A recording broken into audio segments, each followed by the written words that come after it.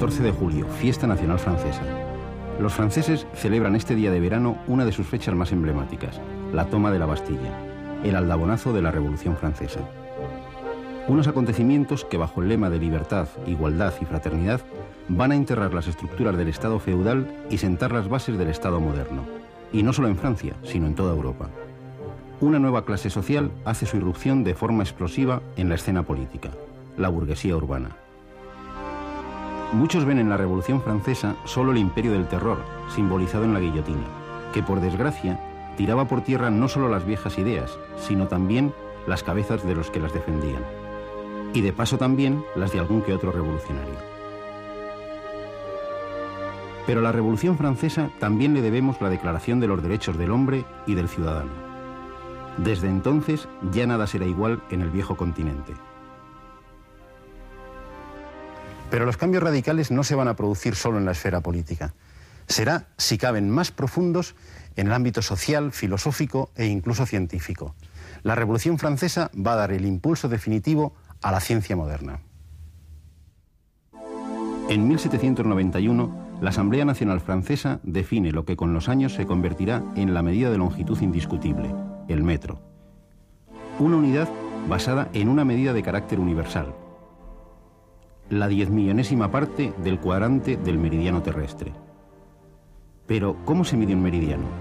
No es tan simple como extender una cinta métrica desde el polo hasta el ecuador. La tarea llevó más de 6 años. Para hacer la medición se buscaron 2 puntos del mismo meridiano, situados al nivel del mar, al norte y al sur del paralelo 45. Los puntos elegidos fueron la torre de la Catedral de Dunkerque y el mástil del Castillo de Montjuïc en Barcelona. Y las medidas se realizaron triangulando el terreno y realizando medidas precisas de un lado de cada triángulo y de sus ángulos, y aplicando algo tan conocido como la trigonometría plana. El sueño de cualquier topógrafo. El 10 de diciembre de 1799 se promulgará una ley estableciendo el nuevo sistema universal de medida, el sistema métrico decimal, un sistema basado en los múltiplos de 10. Hasta la medida del tiempo se intentó someter a este sistema, dividiendo el día en 10 partes y cada parte a su vez en otras 10, y así sucesivamente. Ante la poca aceptación por la ciudadanía, Napoleón anuló el decreto en 1805. Los babilonios y los relojeros podían dormir tranquilos. En España, el sistema se adoptará con medio siglo de retraso, mediante la Ley de Pesas y Medidas de Isabel II. Artículo primero. En todos los dominios españoles habrá un solo sistema de pesas y medidas. Artículo segundo. La unidad fundamental de este sistema será igual en longitud a la 10.000.000ª parte del arco de meridiano que va del polo norte al ecuador, y se llamará metro.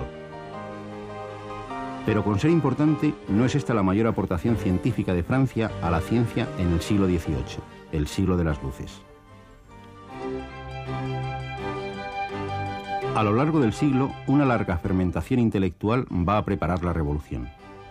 Los salones ilustrados van a ser el horno de esta fermentación, y una publicación va a representar la nueva manera de ver la realidad, la enciclopedia. Lo que en un principio iba a ser una simple traducción de la enciclopedia del inglés Chambers va a convertirse en manos de Diderot en la recopilación de todos los conocimientos contemporáneos, en una obra de progreso que recogerá todas las artes mecánicas. El encargado de la parte científica será d'Alembert, el matemático francés más brillante de la época. Su objetivo, acabar con los prejuicios y hacer triunfar la razón. Las ideas políticas, filosóficas, científicas y sociales de la enciclopedia van a constituir el sustrato teórico de la revolución 40 años más tarde. Diderot, Voltaire, Rousseau, Buffon, d'Alembert, todos van a dejar su huella en la más fastuosa obra del siglo. Jean-Baptiste Legrand, más conocido como d'Alembert, era hijo de un aristócrata y de un general. Fue abandonado a las puertas de una iglesia y recogido por unos vidrieros a los que siempre consideró como sus verdaderos padres. Gracias a una herencia de su padre natural, recibió una educación esmerada y a los 24 años ingresó en la Academia de Ciencias de París, siendo nombrado secretario perpetuo de la misma 12 años más tarde. Trabajó en todas las ramas de las matemáticas. desde el análisis a la teoría de números, pasando por el cálculo de probabilidades, con aportaciones notables eclipsadas por el talento deslumbrante de Euler, del que fue amigo y admirador. Si no hubiese existido Euler, D'Alembert sería sin duda el matemático más notable del siglo. Fue un defensor a ultranza de la racionalidad y la aplicación de las matemáticas para resolver problemas sociales. De hecho, a él le debemos el concepto de esperanza de vida, ya que realizó estudios sobre el tema con la población de París. Gracias a él, sabemos que la vida media de un ciudadano de París a mitad del siglo XVIII era de 26 años, y que la vida probable de un recién nacido de esta ciudad no llegaba a los 8 años, es decir, más del 50% moría antes de esa edad. Decididamente, tenía motivos para preocuparse por la aplicación de la ciencia para el progreso de la humanidad. Con él, la estadística y la probabilidad hacen su irrupción en la historia para abordar problemas sociales y políticos. Pero si D'Alembert se quedó a las puertas de la Revolución, murió en 1783, una pléyade de notables matemáticos como nunca antes habían convivido en Francia va a vivir de forma intensa estos acontecimientos. Joseph Louis Lagrange estaba condenado a seguir la carrera militar de su padre. Por fortuna para las matemáticas, los negocios ruinosos de este le obligaron a ayudar al mantenimiento de la familia. A los 16 años ya daba clases de matemáticas en la Escuela de Artillería de Turín. A los 19 era nombrado profesor titular de la misma. Este va a ser un rasgo común a muchos de estos matemáticos. Fenómeno nada extraño si tenemos en cuenta que en el siglo XVIII solo se podía aprender matemáticas en las academias militares o en los centros de los jesuitas. En 1696, el intrépido Jean Bernoulli había lanzado a la comunidad matemática uno de los retos más famosos de la historia. Tiene que ver con los monopatines tan de moda entre los jóvenes. En el diseño de las pistas para exhibiciones, Bernoulli y Lagrange hubiesen disfrutado. Sí, el problema de Bernoulli hubiese permitido construir la mejor pista, aquella en la que para llegar desde el borde a un punto inferior se invirtiera el menor tiempo posible. La sección ideal se ajustará a una curva, que Jean Bernoulli llamó braquistócrona, la de menor tiempo. Para rematar su relación con el deporte urbano, esa curva resultó ser un arco de otra curva muy popular, la cicloide, la curva que describe al rodar una válvula de una bicicleta. Retomando este viejo problema, Lagrange va a adquirir una notable popularidad en toda Europa y de paso va a crear un nuevo campo dentro de las matemáticas, el cálculo de variaciones. La Luna siempre nos presenta la misma cara, su cara visible. Pero no siempre que vemos la Luna llena, vemos la misma porción de esa cara. Nuestro satélite tiene un ligero movimiento de bamboleo, que nos permite echar un vistazo a algunas regiones de su cara oculta. Ese bamboleo se llama libración lunar. Lagrange, con solo 28 años, gana el premio de la Academia de Ciencias de París con un trabajo explicando la libración de la Luna. 2 años más tarde, sustituirá al gran Euler en la Academia de Ciencias de Berlín. A pesar de su carácter pacífico y su gusto por la vida tranquila y sin sobresaltos, la revolución le va a arrastrar consigo. Fue uno de los miembros de la comisión que creó el nuevo sistema de pesas y medidas, el sistema métrico. Pero también participó en la reforma de la enseñanza, siendo el padre de los modernos libros de texto de matemáticas, al incorporarse como profesor en la École Normale, creada por la Revolución. Si en plena vorágine revolucionaria Lagrange llegó a ser nombrado presidente de la sección de ciencias del Instituto de Francia, creado en 1793, en la etapa napoleónica recibió todos los honores posibles. Fue senador, le otorgaron la Legión de Honor y fue nombrado conde del Imperio y sepultado en el Panteón de París. Honor que comparte con otros matemáticos como Gaspard Monge, el padre de la geometría descriptiva y el creador de la institución más prestigiosa que la Revolución legó a Francia, la Escuela Politécnica. Como Lagrange, Monge comenzó su carrera como profesor de matemáticas en la Academia de Ingenieros Militares de Messières, institución en la que su origen humilde le impidió ingresar como alumno. Por suerte para las matemáticas. Allí enseñó durante más de 20 años.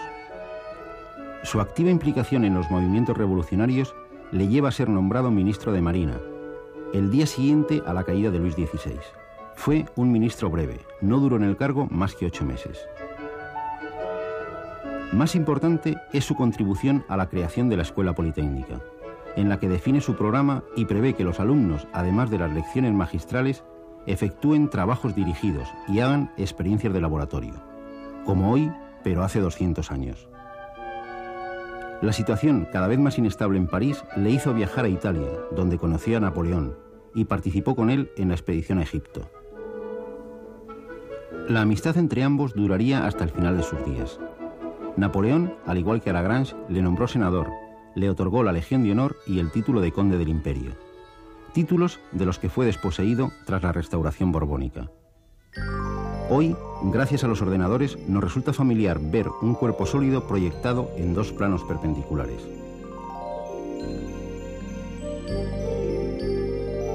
Podemos reconstruir el objeto conociendo al detalle sus proyecciones. Esta técnica, hoy tan habitual, se la debemos a uno de los mejores profesores de matemáticas de la historia, a Gaspard Monge.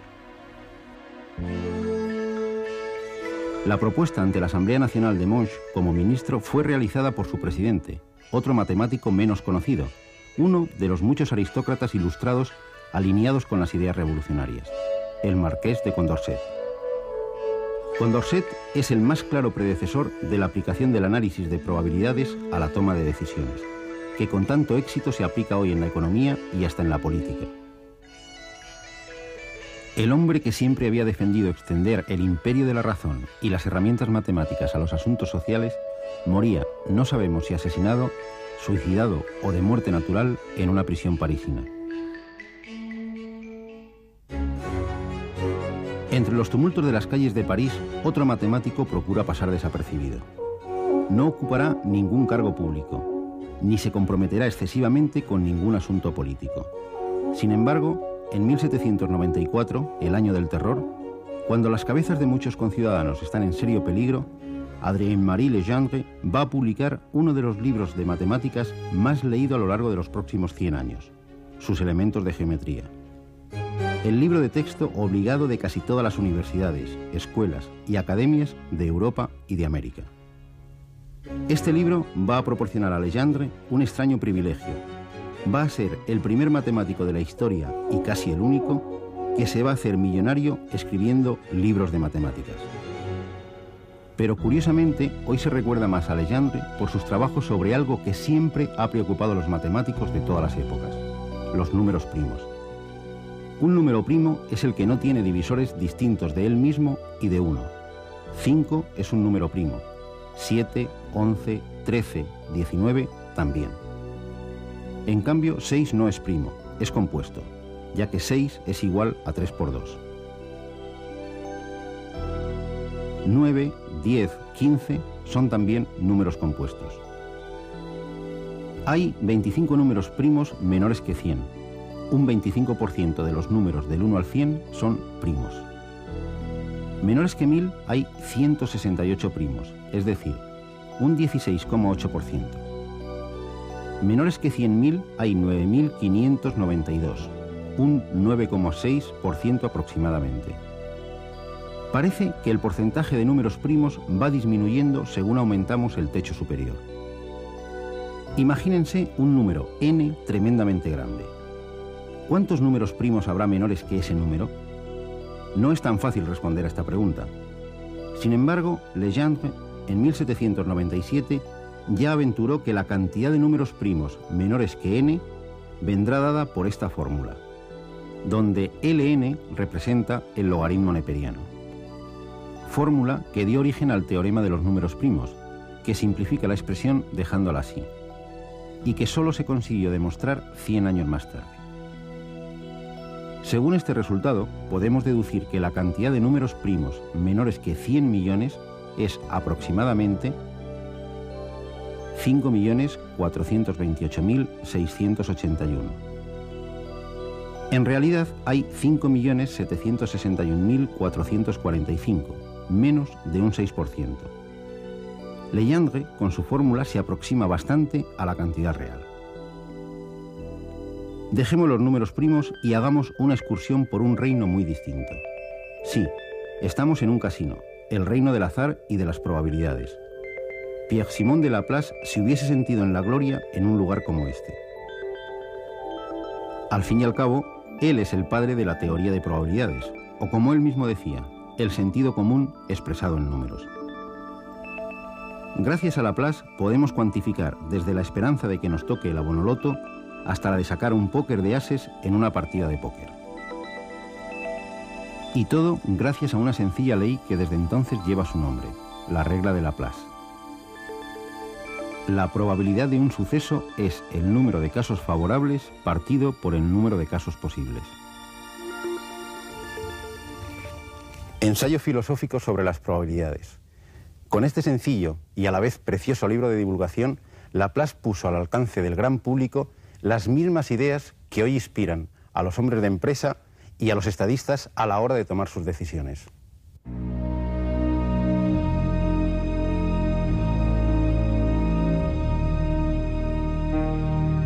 El movimiento aparentemente errático de los planetas en el cielo nocturno había llamado la atención de los hombres de ciencia desde la más remota antigüedad. La astronomía ha sido desde entonces una de las principales inquietudes de muchos matemáticos. Un siglo antes del nacimiento de Laplace, Newton había desvelado los secretos del movimiento de todos los cuerpos del sistema solar, mediante la ley de gravitación universal. Sin embargo, una anomalía fácilmente observable había inquietado a Newton: las alteraciones en las órbitas de Júpiter y Saturno. Newton no encontró otra explicación que la intervención divina. Laplace, que había sido profesor de Napoleón en la Academia Militar de París, consiguió explicar estas anomalías mediante la interacción gravitatoria de ambos planetas, en lo que quizás constituye su obra cumbre, el Tratado de Mecánica Celeste. Por eso, cuando el emperador, que no era tan inculto como nos han hecho creer, le comentó que Dios no aparecía en su explicación del sistema del mundo, Laplace le contestó que era una hipótesis que no había necesitado. La hipótesis más aceptada en la actualidad acerca de la formación del sistema solar a partir de una nebulosa, cuyo núcleo dio origen al Sol, también se la debemos a Laplace. Al rotar y enfriarse la nebulosa, algunos fragmentos fueron desprendiéndose y comenzaron a rotar sobre sí mismos y a su vez alrededor del Sol. Sobre uno de esos fragmentos vivimos hoy. Si sus aportaciones científicas le colocan en la cima del pensamiento de la época, su trayectoria política, en cambio, le convierte en uno de los primeros ejemplos poco recomendables del cambio de chaqueta. Algunos hoy dirían que fue un político pragmático. El caso es que, gracias a su amistad con Napoleón, llegó a ser ministro durante el Imperio, aunque duró poco, menos de un año. Tras Waterloo y la restauración de la monarquía, Laplace ofreció sus servicios al rey Luis XVIII, que acabaría nombrándole par de Francia. En un sentido o en otro, como hemos podido comprobar, los matemáticos no eran ajenos a los acontecimientos políticos. No se limitaban a mirar tras los cristales lo que sucedía en la calle, más bien al contrario.